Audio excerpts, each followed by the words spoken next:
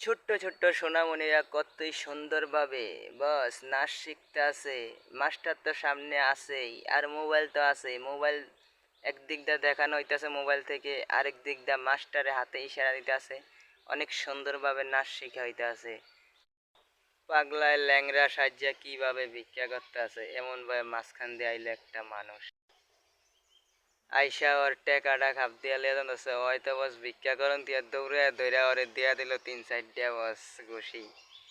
এরকম ভাবেই বস ওই ভিক্ষার টাকা ফেরত দিয়া সুন্দর শ্রেণী ধরছে। হামার দিয়া ফেলাটবার কাটতে গিয়া দুইজনের যে নাচ রে ভাই, অসংখ্য সুন্দর একটি নাচ। সবাই ভিডিওটা শেয়ার করে দিবেন। সেই আজকে দেখা যাইতেছে কতই সুন্দরভাবে বান্দরের বস ভলিবল খেলার ম্যাচ। কতই সুন্দরভাবে হাড্ডাহাড্ডির লড়াই। এই সাইডের থেকে মারতে আছে বান্দরে বল, ওই সাইডের থেকে মারতে আছে বান্দরে বল। অনেক সুন্দর একটা বল খেলা, সবাই শেয়ার করে দিবেন। বা ফুটবল খেলার ভিতরে এত মজারে মজা ভলিবল খেলা, সবাই ভিডিওটা শেয়ার করবেন। আজকে এরকমভাবে বান্দরে খেলা হইতে আছে। মানুষের থেকে পশু পাখির বুদ্ধি কিন্তু অনেক বেশি। কতই সুন্দরভাবে একটি কাকে একটা বিচি নিয়ে আসলো, কিন্তু আইনা তারপরে এর ভিতরে বস ইট দিতে একটি ইট দিয়ে যখন চেষ্টা করা হইলো, যখন এটা ভাঙ্গা যাইতেছে না, তারপরে দেয় বিচিটারে নিয়ে রাস্তার ভিতরে বস দেওয়া হইলো।